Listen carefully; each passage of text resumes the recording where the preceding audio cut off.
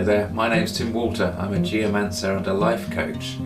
I just want to show you a little clip of Hamish Miller, my great mentor from some years ago. I was reminded of this clip this morning as I was out first thing as the sun was coming up here at home in the Yorkshire Dales, and to see the sunshine just gently coming over the hill reminded me of a little story that Hamish used to tell about when his life started to change, when he started to feel that things weren't quite right.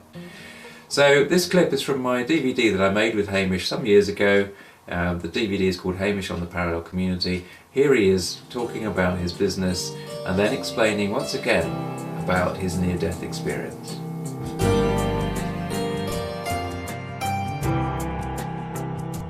Like everybody else, I was in the rat race for a long time, and I had a factory and 100 people, and my world was the survival in the factory and the making stuff and selling it and doing all the things that one does, with total involvement. I just accepted that the work ethic was the big thing, and I can understand how people get absolutely trapped into that because you believe it's the most important thing in the world. Well, the business developed, it was one of these inevitable things that anybody in business knows about. I mean, we started off with 10 people. And then it began to get difficult for me to find enough work for 10 people, so I decided we need a rep. And once you need a rep, you go from 10 people to 25 people because you've got to pay for the rep and all that system that keeps going up. And then we developed, and eventually we were employing 100 people. It started off as an engineering project, and I loved working with steel and iron and things like that. And it was in a little cowshed. And the development from the cowshed to a factory employing 100 people was immensely satisfying. But at that time it left me with absolutely no margin for anything else in my life at all.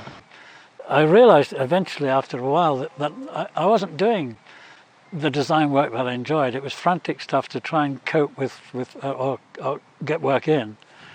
And there was no joy about it at all, and I felt that there was a dimension missing, and at that time I didn't know what I know now. One of the cathartic things that happened is a very small thing, like pushing a switch. I'd had a long hard day, and I was about 2 miles from the house, and I looked over and there was a beautiful red gold sunset, and on the crest of the edge of the field these black oak trees with their branches all there, and I thought, God, that's so beautiful. I wish I had time to look at it.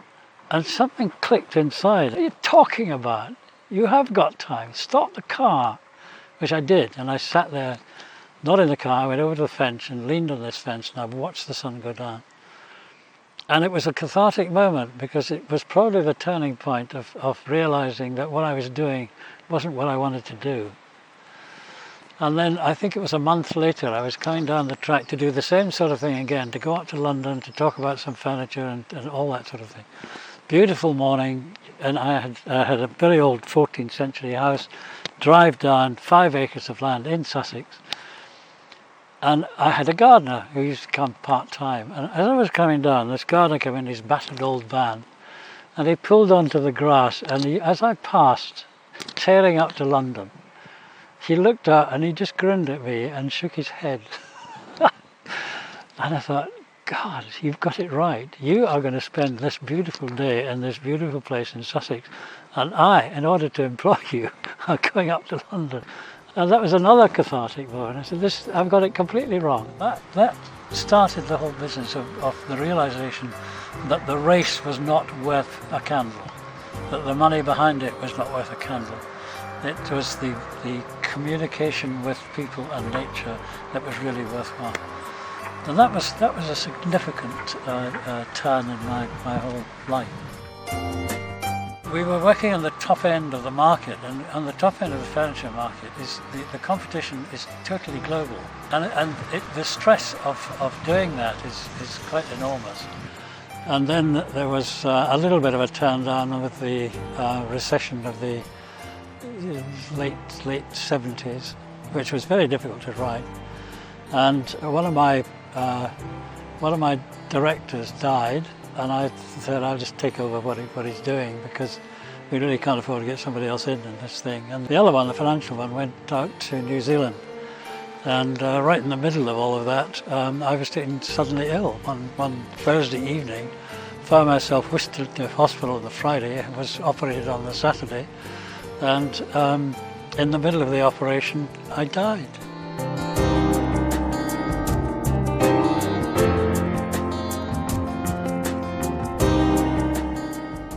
I had an out-of-the-body experience which profoundly changed my thinking on absolutely everything, because it is a unique experience. You don't have to go through it to get through into a stage of understanding what we're talking about, but it helps. And to me, I was so rigidly into the disciplines of manufacture that I hadn't really had time to think about other things.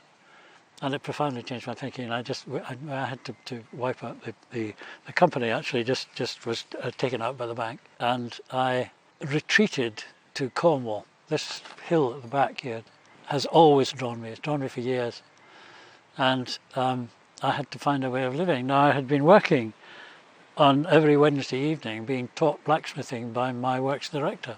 So when I came down here, I said, "What am I going to be?" Because when I was 6 years old, my mother asked me what I wanted to be, and I said, "I want to be a blacksmith." And she said, "No, you must get a proper job." And I said, "Well, what is a proper job?" And she said, "A doctor or a dentist or a lawyer or a civil servant." And I said, "What does a civil servant do?" She said, "I don't know, but it's a proper job." Anyway, I after 53 years, I thought when I came down here, I will earn a living as a blacksmith. And I have never regretted a moment of giving up the manufacturing bit, giving up the big money side. Actually, it's a very huge advantage for me now to have been in a position at one time of making a lot of money, because I recognise the real value of that, which is very little indeed. I came back here after I had my near-death experience, and I found this hugely restful, magical place. The view all the way around, I think it's one of the finest views in Europe, and it's incredibly peaceful. I was going along very happily with the whole factory thing and it working and all that sort of thing, and then I became ill. I had a long chat with a surgeon and his two assistants who had a look at me and said, "There is something seriously wrong with your inside. We can't find out what it is. We'll have to go in and operate." And then I had a long chat with an Irish night sister who was absolutely wonderful and just talked to me about death, and nobody had done that before. And she was so incredibly matter of fact and assessed my chances of maybe 50-50 it would be. And she was absolutely lovely, and we talked long into the night about what was going to happen and all that. And the next thing I knew, I was down in the I suppose it must have been the chap who did the anaesthetic, and I was at pains to tell him I was 12 stone and would he please give me enough of his medicine. Anyway, the next thing I knew was waking up on the operating table, and I looked up, and the surgeon and his two assistants that I'd been talking to the surgeon turned to his assistant and says, "Pity you're too late, chaps." And I thought, that's odd, because I had all my senses, and I suddenly realised I wasn't seeing him from the operating table, I was seeing him from up top, and it was extraordinary to look down and see me lying on the table. And I had absolutely no fear, very strange, sort of really seriously interested in what was happening. No fear at all. And then I saw the nurses clearing up the place and starting to switch the lights out. And the next thing was that I seemed to go further up and into a thick mist. And again, there was no fear. It was total peace, total calm, total acceptance, a little tinge of regret at leaving the body that had been so good to me for so long. And then gradually the mist formed into a tunnel. And my tunnel was a great long thing with aluminium sheets and sort of peach light behind each sheet, going back and back and back and back. And I wasn't me. I was a long aluminium tube with rounded ends, and in a place of total peace, no coercion to do anything, absolute compassion, total understanding. And then I became aware of a vague light at the end of the tunnel. As soon as my mind was aware of that, the tube started to travel very slowly along the tunnel. And when it got to the end, it stopped. And then I came out of it as a babe about 3 years old, probably. And probably with a nappy on, if you like. And it was just an expression of total innocence, really. And I remember there was no fear at all. I remember seeing this area in front of me, which I can only describe as like Carrara marble floor, and no people and no buildings and nothing like I'd ever seen. Sort of misty forms that were vaguely architectural. And then the beings, I was aware of beings, but I couldn't see them or anything, but they were there, and their minds were totally compassionate, total understanding of how I felt. And it was extraordinary, because I wasn't in the least bit afraid. I was curious, and I really wanted to know what was happening, and I was aware of the voices saying, this is with the language. I haven't got the proper language for this. This is the entrance to where we are. That's the nearest thing I can get. These are some of our concepts, and if you can contribute to these concepts, or if you can even understand them, you're very welcome to come in and join us. And I was given the idea, and I can't even tell you what the concepts were. I mean, it was to do with the colour of music and all sorts of things that are way beyond our five senses, really. And they said, you've got all the experience of all of your lifetimes here. You've got all the time in the universe to make up your mind. And I looked at some of these concepts, and I thought, I don't even understand. And I said, if you like, I think I ought to go back.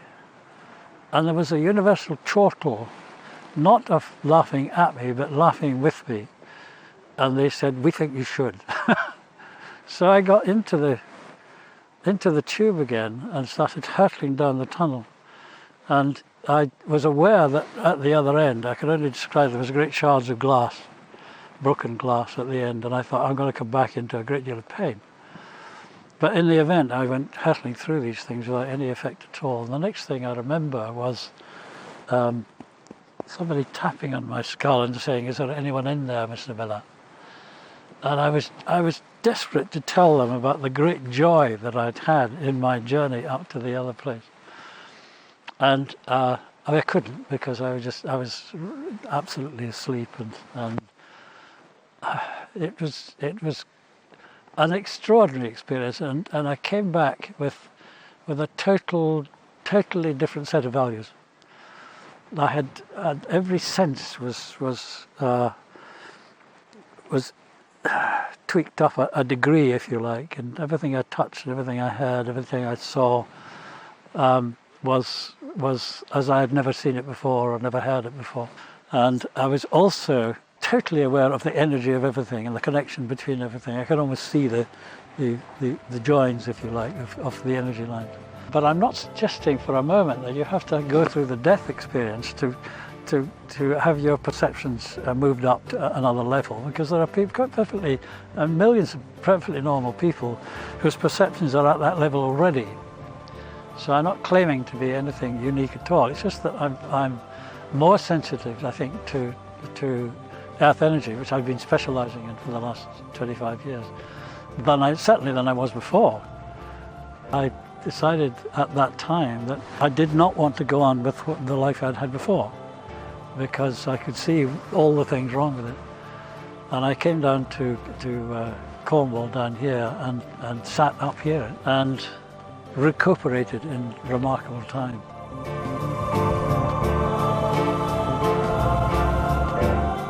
The implication is that, okay, yes, there are other realities going on at the same time as we are existing here. According to the scientific world, the other realities do exist. I mean, the latest stuff on quantum physics is almost a proof that other realities do exist.